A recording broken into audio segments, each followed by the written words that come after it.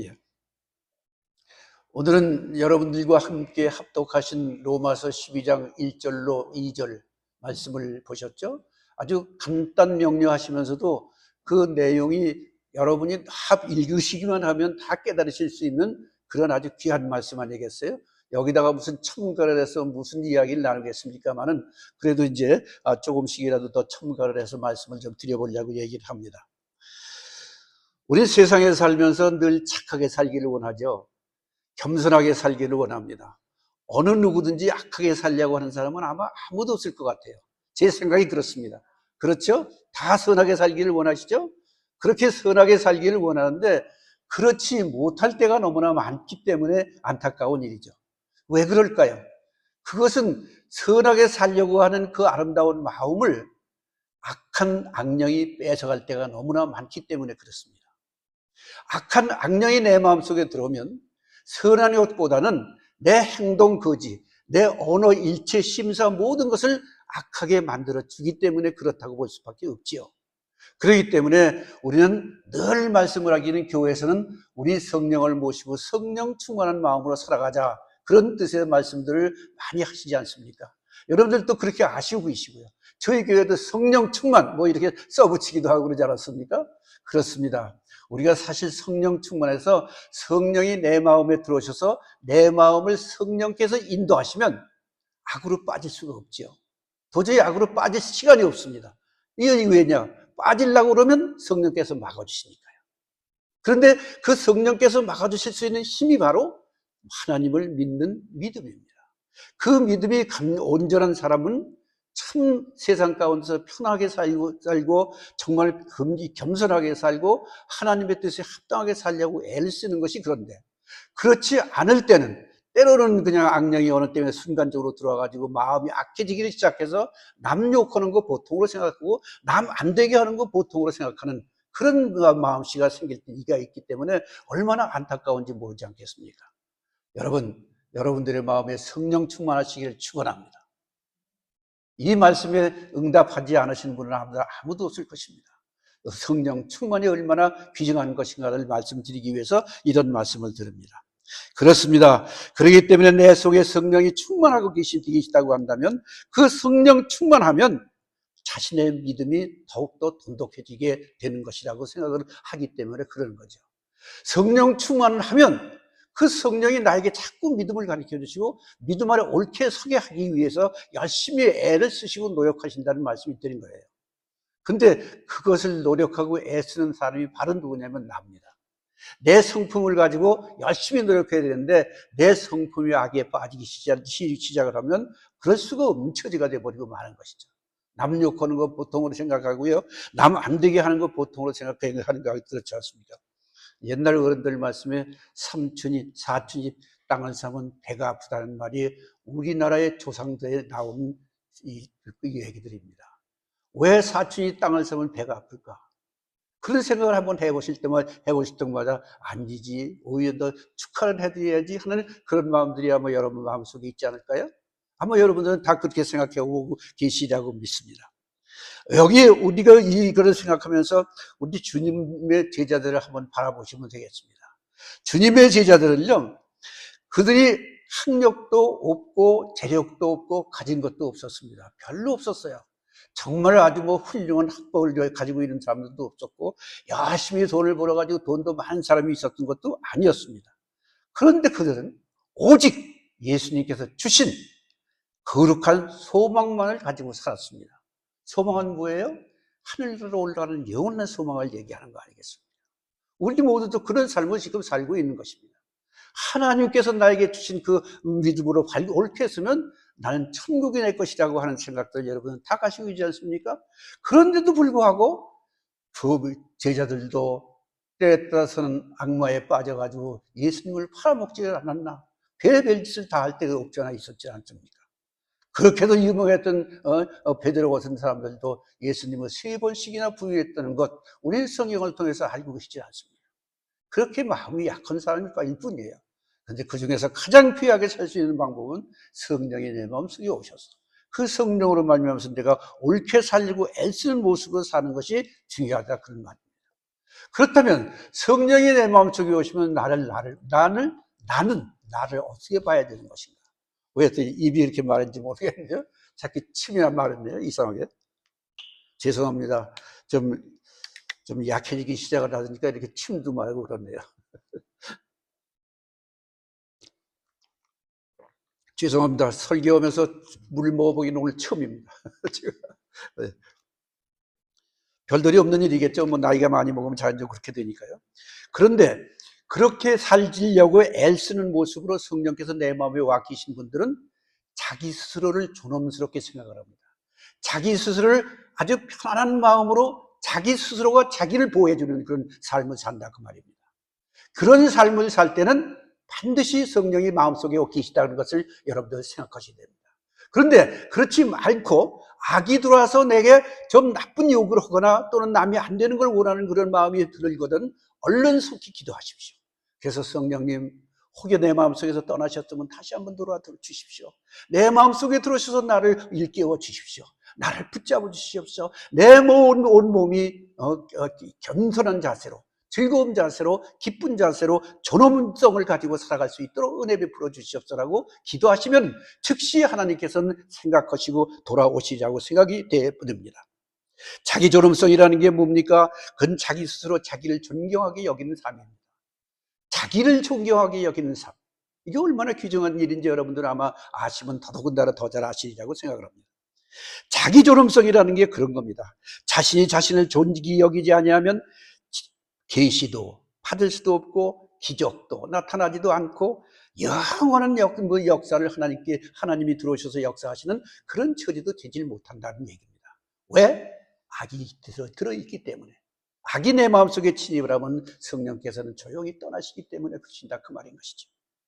예수님께서는 마태복음 5장 13, 14절에 이렇게 말씀을 하셨죠.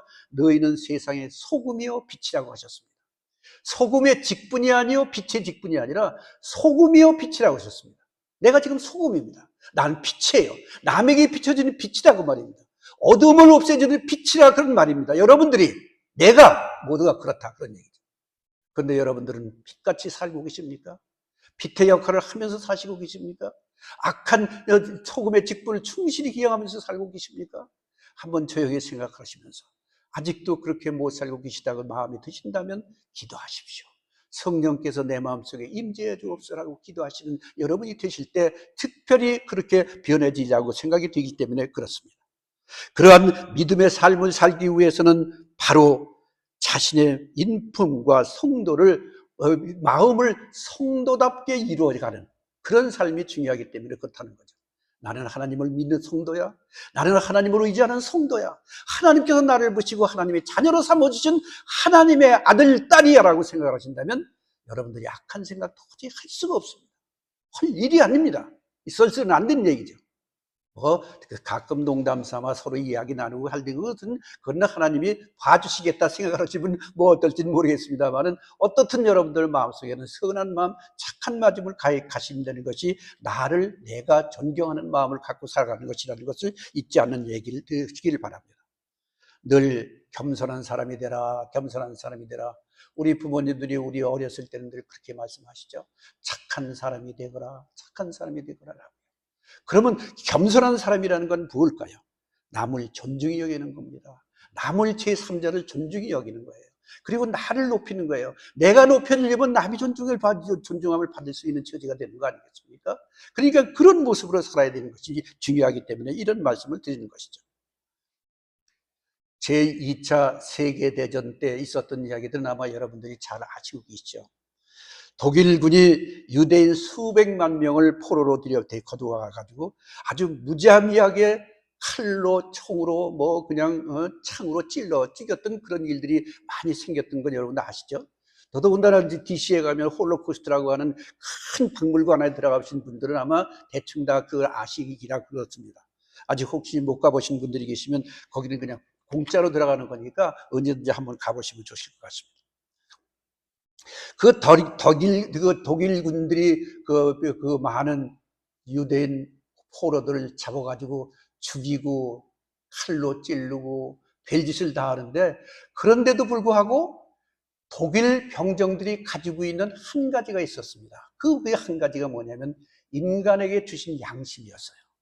그 양심이 있었기 때문에 명령을 내려도 웬만한 병정들은 잘 가서 슬금슬금 해가지고 그냥 뒤로 빼주기도 하고요. 때로는 그냥 칼로 찔르라고 그러면 찔르지도 못하고 그냥 절절 매기도 하고 그랬던 일이 있었다고 합니다. 그랬을 때 그 독일군의 양심을 없애버리려고 큰 위측에 있는 대장들이 어떻게 시켰느냐면요. 하루는 명령을 내렸습니다. 병정들에게 명령을 내리길 뭐라고 내렸냐면 유대인 3만여 명이 수용이 되어 있는 들어있는 그곳에 화장실을 몽땅 없애라. 단 한 군데만 나라나 맹이든 만들어놔라. 그렇게 얘기를 하는 겁니다. 그러니까 뭐 병정들은 어쩔 도리가 없이 뭐 장성들이 명령하니까 안 들을 수가 없잖아요. 그렇게 만들어 놨습니다. 그랬더니 그 다음 일이 어떻게 됐겠습니까? 여러분도 한번 생각을 해보시죠. 3만여 명이 감춰져 있는 곳에 화장실이 하나밖에 없다? 그렇다면 그것은 뭐가 될까요? 똥통구덩이가 되어버리지 않습니다. 똥통구덩이가 되어버린 그 속에서 사는 유대인들은 얼마나 더러워졌겠습니까? 더러워지고 취해가지고 아주 취해 보이게 이 짝이 없는 처지가 되니까 독일군 병사들이 그들을 붙잡아다가 죽이는 것도 보통으로 생각했던 거예요. 그래서 짐승 하나 죽이는 것 같이 생각을 했다는 거예요. 그러니까 그 후서부터 양식이 싹 없어져가지고 그냥 나 몇 명 가다가 붙잡아서 죽여라 그러면 당장 그냥 끌어다가 막 죽이기도 하고 오죽 그렇게 추해졌으면 그랬습니까? 그런데도요 그 독일군이 그렇게 모질게 구는 그 가운데서 똥통 속에 빠져 살면 처지가 된 유대인들 가운데서도요 아니지 내가 아무리 더러운 곳에서 산다 할지라도 나는 인간다움을 존중히 여기면서 살아야지 하면서 그저 그냥 열심히 애를 쓰고 닦으려고 노력하고 별짓을 다 하고 깨끗하게 살려고 노력을 했다고 그렇게 얘기를 합니다. 그런데 그 3만여 명이 있는 곳에 새벽 4시가 되면 물을 한 컵씩만 나눠줬다고 합니다. 물을 한 컵을 나눠줬다고 그래요. 그러니까 그 물을 한 컵을 가지고 유대인들은 거기서 조금은 입술에 대서 먹고 조금은 좀 남겨뒀다가 또 뭐 다른 거 하고 조금은 또 남겨뒀다가 거기다가 옷을 찢어가지고 여기다 붙여가지고 얼굴도 닦고 뭐 입도 닦고 또 조금 남은 거 있으면 이파리 흔 겁에다가 묻혀가지고 이도 닦고 이렇게 해서 가급적이면 남보다 뭐 이렇게 낫게 사람다운 모습으로 살아갔으면 하는 그런 마음으로 살아가고 있었다고 합니다. 그걸 보고 난 병장들이 수백 명을 끌어내서 죽이려고 쫓아나오다 보면 수십 명을 끌어 죽이려고 들어와서 보면 그 중에서도 인간다움을 찾으려고 애쓰는 깨끗한 사람이 있었다는 거예요. 그러면 그 깨끗한 사람은 그냥 놔두고 아주 추하게 더러운 거는 그냥 끌어다가 죽였다고 합니다. 그렇게 하다가 한 것이 계속해서 그런 모습으로 하세요. 마지막까지 남아있던 사람도 그렇고 마지막까지 그런 모습으로 살다가 죽은 사람도 깨끗한 모습으로 인간답게 죽었다는 얘기가 있는 것입니다. 여러분 이런 얘기를 들었을 때 여러분은 어떻게 생각을 하십니까? 우리가 정말 하나님을 모시고 하나님을 의지하며 하나님의 아들이라고 존경을 여기면서 연길 그런 처지가 되는데도 나 세상 가운데서 세상들과 같이 똑같이 더럽고 추하게 살고 사실 생각이 있습니까? 어떻게 생각하시나요? 한번 조용히 생각을 해보시기 바랍니다. 내 가슴에 손을 얹고 한번 생각을 하십시오. 나도 내 이 성경을 연구하며 이 말씀을 하면서도 하나님을 나 같은 사람은 어떻게 했는지요. 저도 그런 때가 많았습니다고 용서해 주시라고 기도하면서 이 말씀 증거하고 있습니다. 여러분도 그런 모습으로 살아가시는 여러분이 되셨으면 얼마나 감사한 일일지 말지 않을까 생각이 들어 보는 것입니다. 뿐만 아닙니다. 여러분 누가복음 19장에 보면 키가 작은 난쟁이가 한 사람이 있었죠. 그 사람이 바로 누굽니까? 삭개오라고 하는 사람 아닙니까? 그 삭개오라는 사람은 그 사람은 예수님이 소리만 들었던 사람입니다. 아무도 보던 적이 없었던 사람입니다. 그런데 어느 날 삭개오라고 하는 친구가 너무나 그렇게 훌륭하신 예수님이라고 오셨다고 하니까 그 예수님 날도 얼굴이라도 한번 쳐다봐야 했다고 하고 그 많은 사람들 군중 가운데서 쫓아 들어가 보니 키가 작으니 보이지 않습니다. 그러니까 뽕나무 위에까지 올라가서 예수님 오시는 것을 내려다봤다고 그렇게 얘기합니다. 그랬을 때 예수님께서 먼저 모시고, 예수님이 삭개오를 보고 뭐라고 얘기하십니까? 삭개오야, 내려오느라 내가 너희 집에 오늘 유하여야 되겠다. 너희 집에 내가 가야 되겠다. 그런 말씀을 하시지 않습니까? 그러거든요. 그랬더니 삭개오가 너무나 그냥 황송스럽기 짝이 없어서 그동안에 죄짓던 걸 그냥 한꺼번에 풀어놓기를 뭐라고 했습니까? 주여, 내가 뭐 많은 사람들한테 뭐 훔쳐오거나 뺏어온 것이 있으면 사배로 물어주겠습니다라고 얘기를 하고요. 또 그 가운데서 또 뭐라 그럽니까? 그 가운데 그 토색해온 것이 있으면 그것은 사배다 물어주겠다고까지 얘기하지 않습니다. 그랬더니 예수님께서 그 가정의 모든 그 아름다운 그 모습으로 그 가정 온체 전체를 달리는 구원을 내려주셨다는 말을 우리는 다 읽지를 않습니다. 여러분, 우리 모든 가정도 그래야 되지 않겠습니까? 그렇게 살기를 원하는 게 우리들 아닙니까? 오늘 그렇습니다. 그러니까 그런 모습으로 살아가시는 우리 모두가 되었으면 얼마나 감사할까 생각하지 않을 수가 없는 것입니다. 제가 토색이라고 하는 것은요, 토자가 칠토자입니다. 때릴 토자, 칠기도 하고 뭐 그런다고 그러죠. 칠토자고, 그 다음에 색은 찾을 색자입니다. 그래서 때린다, 한다, 토색이라고 하는 그런 얘기는요, 남의 것을 무조건 가서 뺏어오는 걸 얘기하는 겁니다. 욕심내서 모든 것을 가서 집어오는 것을 얘기하는 겁니다. 그런 것을 얘기하는 겁니다. 그러니까 그렇게 아시면 이제 되시겠죠? 그렇습니다. 오늘 본문이 로마서로 한번 들어가 보겠습니다. 로마서 1장부터 11장까지는 또 두 가지로 나누는데요. 12장에서부터 16장까지 이렇게 두 가지로 나눈다 그렇게 얘기합니다. 성경 학자들은 그렇게 말을 하고 있습니다. 그런데 1장부터 11장은 교리고요.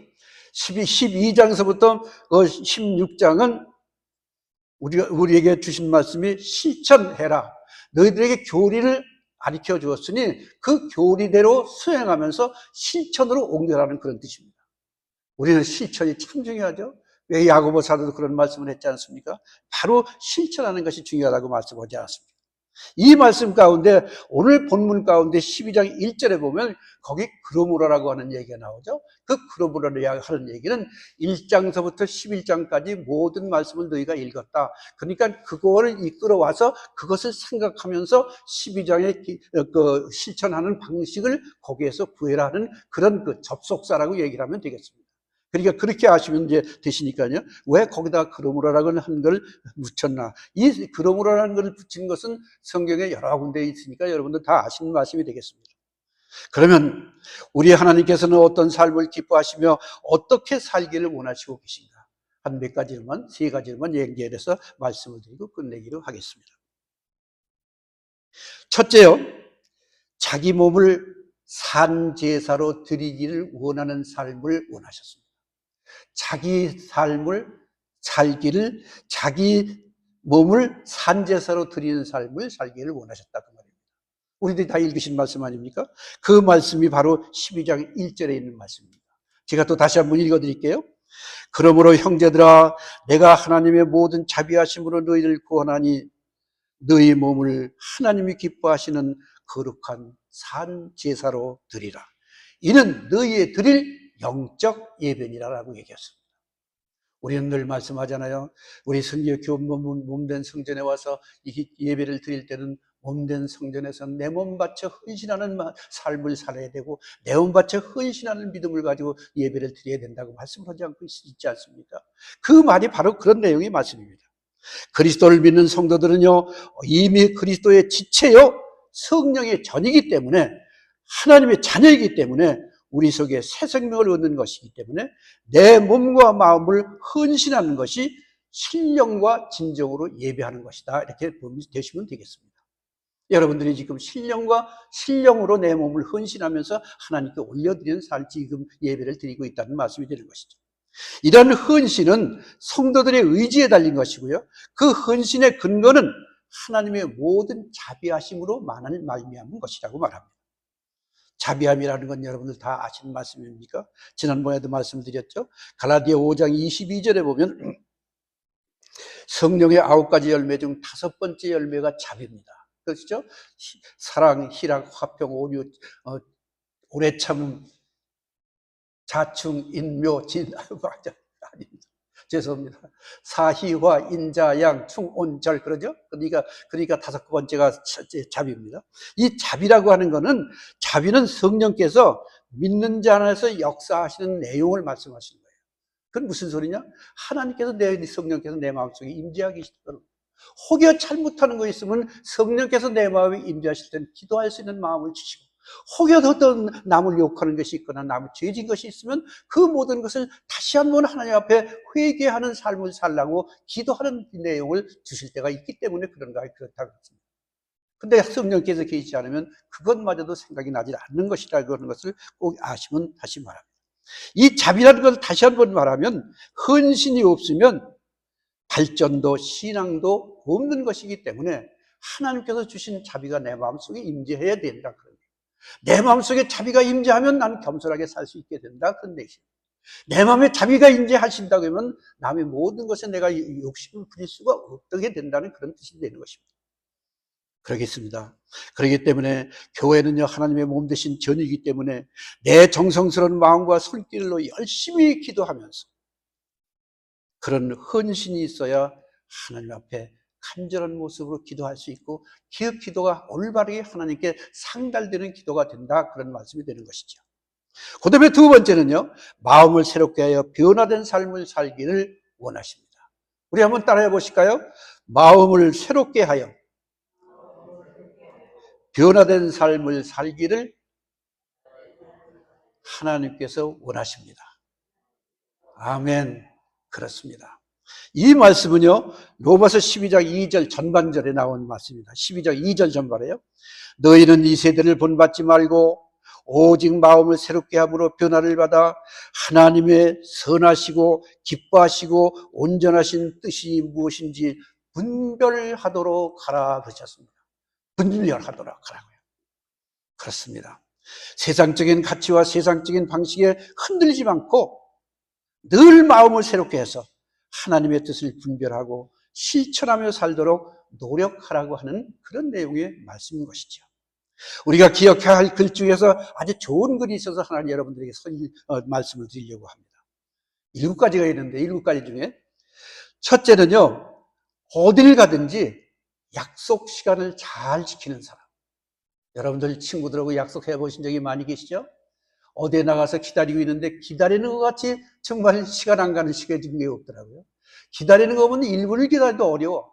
그런데다가 5분, 10분씩, 1시간씩 넘게 기다린다면 그건 말도 안 되는 처지 아니에요. 그러니까 친한 친구를 맞을수록 어느 누구든 약속이 있으면 약속을 있을 때는 반드시 그 시간 약속은 정확히 해주는 것이 옳다, 그런 얘기가 되는 것이죠. 그 다음에 두 번째는요, 뒷자리보다는 앞자리에 앉는 자. 뒷자리보다는 앞자리에 앉는 거. 여러분들 뒷자리에 앉았다고 하는 얘기는 아닙니다. 앞자리와 뒷자리에 꼭 다른 점이 있습니다.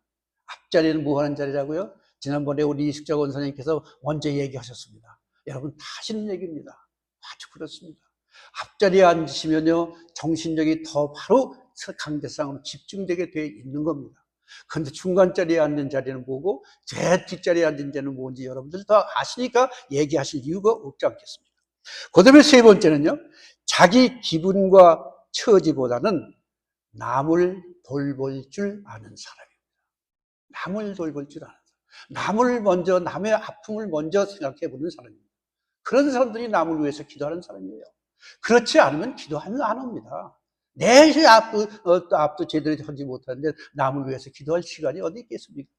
그러니까 기도 안 하는 거예요. 여러분들 이런 걸 생각하신다면 누군가 나도 알지 못하는 사람이 나를 위해서 지금 기도하고 있구나. 그 기도를 내가 받으려면 나도 기도해야지 하는 생각을 가지면서 여러분 간절하게 기도하시는 여러분이 되신다면 얼마나 감사하겠느냐, 그 말인 거 아니에요. 그 다음에 네 번째는요, 남의 뒤만 따라다니지 않고 먼저 헌신하는 사람. 말로만 하는 사람들이 있죠. 헌신한다고 그러는 사람이 말로만 하는 사람들이 되게 많이 있어요. 통상적으로 쫓아다니면서 잔소리만 하고, 아이 거기보다 여기가 더 먼저 해야지, 이런 식으로요, 그렇게 하는 사람이 있습니다. 그렇습니다.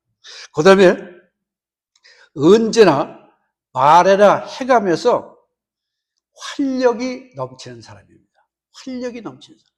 살아 움직이는 활력이 넘치는 사람이 중요하다, 그러니까 참 친구지간에 그런 친구가 있으면 그런 친구는 정말 꼭 사귀고 싶은 친구가 아니겠습니까? 그 다음에 여섯 번째, 항상 밝은 얼굴과 따뜻한 미소가 얼굴에 흐르는 사람. 여러분들 늘 웃고 지내시기 바랍니다. 웃으십시오. 짜증스러운 얼굴보다는 웃는 얼굴이 훨씬 나니까 그렇지 않습니까? 뭐 100% 그냥 허허하고 웃고 다니라는 그런 뜻은 아닙니다. 여러분들 생각에 마음이 즐거움을 웃게 되어 있으니까 그런 게 그렇다는 말이 되는 것입니다. 그 다음에 마지막으로 일곱째, 남의 단점만 들추지 말고 덮어주려고 애쓰는 마음. 얼마나 귀중한 말씀입니까?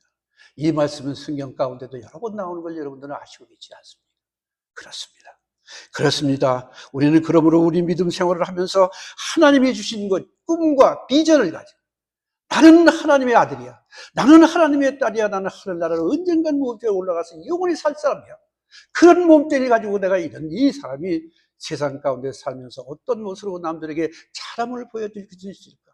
어떤 사람에게 즐거움을 보여줄 수 있을까 하는 것을 삶 가지고 사는 사람이 얼마나 귀중한 사람인가 하는 것을 알게 되는 것이기 때문에 이런 말씀을 드립니다. 미국에 아주 유명한 전도자 한 분이 있죠. D.L. 무디라고 하는 목사님이십니다. 그 목사님은 초등학교 4학년밖에 나오질 못했다고 그래요. 이거 책에서 본 얘기지만 4학년밖에 나오질 못했기 때문에 별로 아는 게 별로 없었다고 합니다. 별로 아는 게 없었고 또 가진 것도 별로 없었던 그런 사람이었다고 그렇게 얘기를 합니다. 그런데도 자그마치 그 아무것도 가진 것도 없고 아무것도 모르는 그런 사람인데도 불구하고 자그마치 얼마를 했냐면요. 여기 제가 써가지고 하는데 잊어버렸네요. 자그마치 100만 명이 100만 명을 전도를 했다고 그래요. 100만 명. 얼마나 대단한 분입니까? 그렇기 때문에 무디 목사는요, 공부는 그리 모지 하지 못하고 해서도 말 잘하는 달변가는 아직까지 되지 못했다고 하더라도 그분은 시카고의 유명한 무디 성경대학을 설립을 했다는 그런 말이 있지도 않습니다. 그렇습니다. 인간적인 타고난 조건과 중요한 것도 중요하지만 성령 안에서 최상의 가치를 추구하면서 열심히 노력하는 것이 거듭났다는 얘기인 것입니다. 여러분들 모두가 거듭나시길 바랍니다. 정말 거듭나지 않으면 하나님 믿어야 헛믿은 것이 되고 많은 것이기 때문에 그런 것입니다. 거듭났다는 것은 뭡니까? 단순히 성격이 변화된 것만 되는 것이 변화가 되고 능력이 많아진 것만을 의미하는 것은 아니다 그 말입니다. 그럼 뭘까요? 거듭났다는 것은요, 삶의 스타일이 바뀐다는 얘기인 것입니다. 삶의 스타일이 바뀌어졌다 그런 얘기입니다. 악한 삶으로 살던 사람이 선한 삶으로 바꾸어졌다 그런 얘기입니다. 그게 거듭났다는 얘기인 것이죠. 하나님께서는요, 믿는 자의 불리함을 유익함으로 바꿔주시는 분 아니십니까? 우리가 악한 가운데 처해 있으면 하나님께서는 이끌어 주시기를 원하십니다. 간절한 모습을 이끌어 주시기 위해서 성령 내 마음속에 보내셨는데 성령만 해도만 성령이 오신 것만도 밖으로 쫓아내버린다면 우리는 악의 자가 되어버리지 않고 무엇이게 되겠습니까? 그렇습니다. 믿음이라는 것은요, 불리함 속에서 유익함을 보는 게 믿음입니다. 정말 눈으로 보면 보이는 것 같지 않아도 아무것도 이 길이 없는 것 같이 생각이 들다 할지라도 희망의 눈으로 보면 반드시 내가 갈 길이 분명히 있다고 하는 것을 생각나게 된다 그 말인 것이죠. 그 다음에 세 번째 마지막입니다. 세 번째는 하나님의 뜻을 분별하는 삶을 살기를 원하십니다. 같이 한번 하시죠. 하나님의 뜻을 분별하는 삶을 살기를 원하십니다. 아멘. 잘 들으십시오. 세 가지만 아셔도 오늘 설교 잘 드신 거라고 봅니다. 오늘 본문 12장 2절 하반절입니다. 하나님의 선하시고 기뻐하시고 온전하신 뜻이 무엇인지 분별하도록 하라 그랬습니다. 분별이라는 게 뭡니까? 분별이라고 하는 것은 그 모든 일들을 차근차근하게 생각해 보는 것입니다. 이것이 좋은 것인가? 저것이 좋은 것인가 하는 것을 분별하는 것입니다. 사물을 볼 때마다 옳고 그름 좋고 나쁨을 분별하는 것입니다. 하나님의 말씀을 우리가 읽었을 때 그것이 그렇게 귀한 것이고 생명의 말씀이라고 하는 것을 알기 때문에 우리는 성경들을 많이 보라고 얘기하고 있지 않습니까? 우리 여러분들은 성경을 많이 보고 계신 줄을 저는 믿기 때문에 이런 말씀을 드립니다. 그렇기 때문에 우리는 꿈과 환상에만 지나치게 매달리면요, 분별력도 잃어버리기도 하고요. 그리고 정신적으로도 흐트러져 버리고 말기 때문에 믿음을 가질 수가 없게 된다는 얘기인 것입니다. 성도는요, 이단에 대한 분별력도 있어야 되고, 상식에 대한 분별력도 있어야 되고, 자신의 책임에 대한 분별력도 반드시 있어야 됩니다. 그래야 자기 책임을 수행해 나갈 수 있기 때문입니다. 왜 우리가 하나님께 기도합니까? 바로 물질과 성공 등 모든 문제 해결을 달라고 기도하는 것만은 기도가 아닌 것입니다. 성숙한 기도는요, 하나님의 뜻을 분별할 줄 아는 기도, 그 뜻대로 살려고 힘을 쓰는 능력을 달라는 기도, 그런 게 기도인 것입니다. 무릎을 꿇고 조용히 기도하는 것만 기도는 아닙니다. 만인들이 사용하는 공원의 청소도 하고요, 쓰레기를 치워주는 손길도 기도이고요, 절망하는 이들에게 용기를 주는 것도 기도이고, 병마에 시달리는 이웃을 위해 간절한 모습으로 눈물을 흘리며 기도하는 것도 기도인 것입니다. 얼마나 감사한 기도입니까? 내가 섬기는 교회의 잔디를 깎고 청소하고 정리하는 것도 기도요, 강대상에 꽃을 올려주는 것도 기도입니다. 교회에 나오셔서 쓰레기가 있으면 쓰레기를 치우느라고 애쓰는 그 모습, 우리는 많이 보지 않습니다. 밖에 정문에 날른 여러 가지 이파리들이 많이 들어오면 그걸 쓸어내는 우리 장로님의 그 모습 여러분들 보시지 않았습니까? 오늘도 가만히 보니까 뒤에 의자를 쓰는 그 아름다운 우리 박 집사님의 그 모습을 보니까 얼마나 감사한지 이를 두어말 수가 없죠. 이게 여러분들에게 드리는 칭찬이 아닙니다. 그 칭찬이 내가 주는 칭찬이 아니라 하나님이 주시는 칭찬이라 믿으십시오. 그래야 옳게 여러분들은 참된 믿음으로 걸어갈 수 있게 되기 때문에 그렇습니다. 어디 그뿐입니까? 하나님이 선하시고 기뻐하시는 뜻을 분별해서 실천으로 옮기는 것도 기도이기 때문인 것이죠. 우리 모두가 하나님의 뜻을 앞에 세워 그 뜻을 실천하며 기도할 때 그 기도를 통해서 역사하시는 하나님을 만나보시게 될 수 있기 때문인 것입니다. 19세기에요, 남아프리카의 성자라고 칭하는 분이 한 분 계셨죠. 그분은 기도와 성령의 사람으로 아주 유명한 앤드류 모레이라고 하는 유명한 분이 한 분 계십니다. 그분은요, 뭐라고 얘기를 하냐면 이렇게 얘기를 하셨다고 그래요. 겸손, 너희가 겸손하냐? 죽을 만큼 겸손해라. 죽을 만큼 겸손해라라고 얘기했습니다. 얼마나 겸손이 부족했으면 죽을 만큼까지 겸손해라고 말씀하셨습니다. 겸손은 하나님 앞에서 나를 발견할 때 생겨난다라고 그러셨습니다. 하나님 앞에서 나를 발견할 때 생각이 됩니다. 내가 떳떳하고 내가 잘한다고 하는 것을 생각하면 이런 생각 나지 않는다는 것입니다. 그런데 나를 발견할 때 내가 좀 더 내가 좀 더 겸손해야지, 내가 좀 더 착한 모습으로 살아야지 하는 그런 삶을 살게 된다는 것이 바로 이런 뜻인 것입니다. 그러므로 우리 모두는요, 하나님의 뜻을 앞세우고 기도하는 자가 되시기를 바랍니다. 그러면 우리 바른 길로 인도해 주시는 여러분이 되실 수 있기를 바랍니다. 미국의 어느 한 농장에서요, 이것도 예화니까 들으시기 바랍니다. 아주 젊은 청년이 이 일을 좀 했으면 좋겠다고 쫓아왔답니다. 그러니까 주인이 그 젊은 애를 보고, 아주 젊은 애니까, 그래, 너 그러면 우리 집에 들어와서 허드렛 일을 원서부터 해라. 그러고 말을 했답니다. 그래서 그날부터 허드렛 일을 시작을 했는데, 이거 웬일인고? 얼마 안 가가지고 둘도 없는 주인의 딸하고 연애를 하는 거야. 깜짝 놀랐어요. 주인이 보고 그걸 발견한 거예요. 깜짝 놀랐습니다. 이래가지고는 그 주인이 말할 것도 없이 주인을 그냥 후드려 패서 내쫓았습니다. 그랬는데요. 그 다음 이야기가 참 중요한 얘기입니다. 하루는 농장 주인이 온 집안 곳곳을 다니면서 청소를 하기 시작했습니다.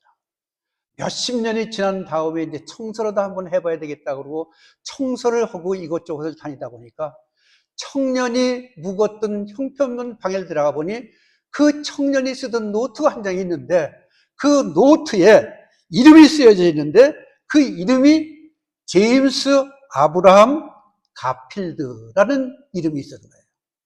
제임스 아브라함 가필드. 여러분들 아십니까? 미국의 20대 대통령이 제임스 아브라함 가필드입니다. 여러분, 그때 어떻게 했을까요? 그 젊은 그 영감은, 그 주인 영감은 돈만 생각을 했고 딸만 생각을 했지 사람을 알아보지 못했던 겁니다. 사람을 알아보지 못했어요. 그렇지 않았으면, 사람을 잘 알아봤으면 아마 대통령 뭐라 그래요? 장이 돼버렸으니 얼마나 좋겠습니까? 그렇지 않겠어요? 그런데 그렇지 못했다는 겁니다. 그런데 여러분, 다시 한번 생각해 보시기 바랍니다. 더 중요한 게 있습니다. 그보다 더 중요한 게 있습니다.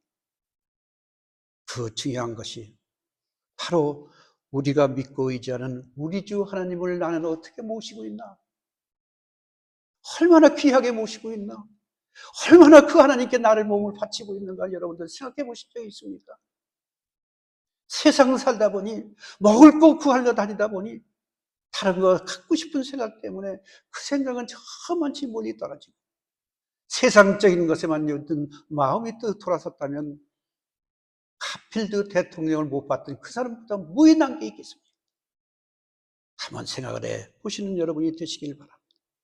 여러분, 우리 모두는 우리 주 하나님을 모시고 그리스도인답게 살아가시는 여러분이 되시기를 바랍니다. 여러분, 우리 모두는 우리 주 하나님을 모시고 그리스도인답게 거듭나서 살아가시는 여러분이 되시기를 바랍니다. 하나님은 선하시고 기뻐하시고 온전하신 뜻이 무엇인지 분별하며 사는 것이 가장 귀한 삶이라고 하는 것을 잊지 않는 여러분이 되시기를 바랍니다. 인생 중에, 삶 중에 가장 성공적인 삶은요, 하나님을 사랑하고 교회를 위해서 헌신하며 그리스도의 성품으로 변화된 마음을 가지고 절망 중에도 희망을 노래하며 하나님의 뜻을 분별하면서 살아가는 삶, 이것이 가장 귀하다는 것입니다. 어떤 이들은요, 하나님의 뜻대로 살고 싶은데 그렇지 못하고 생각하는 사람들도 없지 않아 있습니다. 그러나 그가 능력이 없어서 잘못 사는 게 아니라 믿음이 없어서 그렇다, 그 말입니다. 성령이 내 마음속에 계시지 않기 때문에 그렇다, 그렇게 생각을 해보시기를 바랍니다. 그러므로 이제 우리 모두는요, 하나님의 뜻대로 살겠다는 의지를 굳게 가지시고 자신을 온전히 하나님께 드리시는 여러분이 되시기를 바랍니다. 하나님 앞에 쓰임을 받을 수 있는 여러분이 되시기를 바랍니다. 한 가지만 더, 시간은 다 돼가는데 한 가지만 더 말씀을 드릴게요. 준비를 했으니까요. 어느 추운 겨울날이었습니다. 겨울 주일날, 어느 추운 겨울 주일날, 한 신문파리 소년이 심하게 눈보라가 쳐서 신문 한 장도 팔지 못했는데 이웃에 보니까 예배드리는 교회가 하나가 있더랍니다. 교회를 찾아 들어갔습니다. 찾아 들어갔더니 그때 당시 마침 목사님이 설교를 하고 계시는 주일입니다. 그래서 설교를 끝나고 그 설교를 다 참 잘 듣고, 그리고 예배가 이제 거의 끝나갈 무렵에 헌금 바가지가 돌더랍니다. 우리 뭐냐 이렇게 이걸 다 저 뒤에서 내서 가져오시면 다 돌리면서 가져오더랍니다. 그래서 헌금 바가지가 그 소년 앞에 오니까 소년이 그걸 받아서 앞에다가 내려놓고 무릎을 꿇고 앉아서 하는 얘기가, 목사님, 오늘 눈이 너무나 많이 와서 나는 신문을 한 장도 팔지 못해 돈이 한 푼도 없습니다. 어떻게 했으면 좋겠습니다. 어떻게 좋겠습니까? 그러나 목사님, 만약에 목사님의 말씀대로 하나님을 위해서 애쓰는 사람에게 생명까지도 주신다고 말씀해 주셨다고 하니 나도 하나님께 돈은 드리지 못했지만 생명이라도 바치겠습니다라고 말씀을 하고 했다는 얘기가 있습니다. 그렇게 한 분이 바로 누구냐면 데이빗 리빙스톤이라고 하는 유명한 분이었습니다. 그분이 아프리카를 그렇게 사랑해서 그 아프리카에서 자기 생명을 바치다시피 온 평생을 결혼도 하지 아니하고 거기 가서 자기 생명을 바치면서 예수를 영접하고 예수를 온 세상에 전해줬다고 하는 그런 분이신 것입니다. 그렇습니다. 그렇다면 우리는 그런 모습으로 사는 사람들도 있는데 우리는 예배당에 와서 내 몸 헌신하면서 1시간 정도를 못 바칩니다. 아니, 이제 1시간 바쳐서는 안 됩니다. 우리 전체를 다 바칠 수 있는 우리 모두가 되었으면 좋지 않겠습니까? 하나님께서는요, 우리도 가장 복된 존재로 높여주시라고 생각하시면서 간절한 모습으로 기도하시는 여러분이 되시길 바랍니다. 우리 모두도 하나님 앞에 산제사로 드려지는 성도가 되셔서 하나님이 기뻐 받으시는 참 삶을 살아가시는 우리 주 예수님의 이름으로 기도 올립니다. 우리 함께 기도하시겠습니다. 사랑으로 충만하신 전지전능하신 하나님 아버지, 감사와 찬양과 영광을 올리옵나이다. 사도 바울은 너희 몸을 하나님이 기뻐하시는 거룩한 산제사로 드리라. 이 세대를 본받지 말고 오직 마음을 새롭게 함으로 변화를 받아서 하나님의 선하시고 기뻐하시고 온전하신 뜻이 무엇인지 분별하도록 하라 하셨사오니, 주님께 보내주신 성령, 보혜사 성령을 마음속에 모시고 성령의 인도하심을 따라서 참 성도다운 신앙으로 살아갈 수 있도록 인도하여 주옵소서. 오늘 저에게 주신 말씀대로 우리 몸을 하나님이 기뻐하시는 거룩한 삶제사로 신령과 진정으로 예배하여 하나님이 기뻐 받으시는 성령 충만한 참 자녀들이 될 수 있도록 축복해 주시기를 원하고 사랑이 많으신 예수님의 이름으로 기도하옵나이다. 아멘.